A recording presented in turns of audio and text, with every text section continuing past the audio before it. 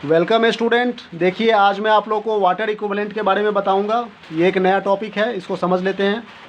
Water equivalent of a body is defined as the mass of water which require the same amount of heat as it required by the given body for the same rise of temperature. कहने का क्या मतलब है? कहने का ये मतलब है बेटे कि वाटर इक्विवेलेंट, मान लीजिए कोई एक बॉडी है 10 किलोग्राम का और उसमें हमें 1 डिग्री सेल्सियस टेम्परेचर राइज करना है, ठीक है ना। तो यदि हम लोग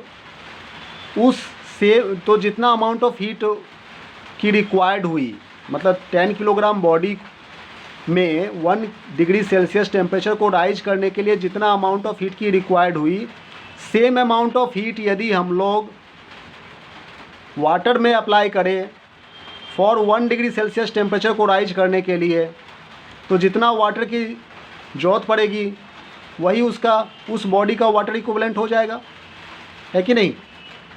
तो यही बात कह रहा है। तो इसका फॉर्मूला बनेगा W = mass into specific heat. जाहिर सी बात है, स्पेसिफिक हीट के साथ में हम लोग मास को मल्टीप्लाई कर देंगे, वाटर इक्विवेलेंट बन जा रहा है, ठीक है।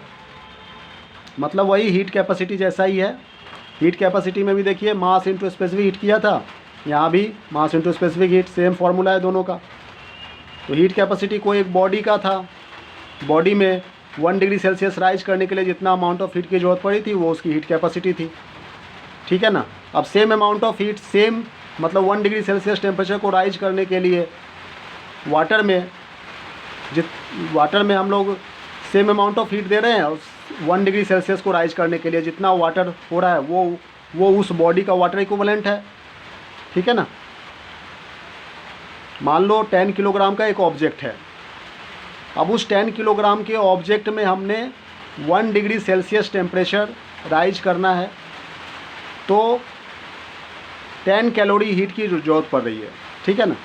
तो 10 कैलोरी हीट ही हम 1 डिग्री सेल्सियस टेम्परेचर को राइज करने के लिए same amount of heat apply कर रहे हैं 1 डिग्री के लिए।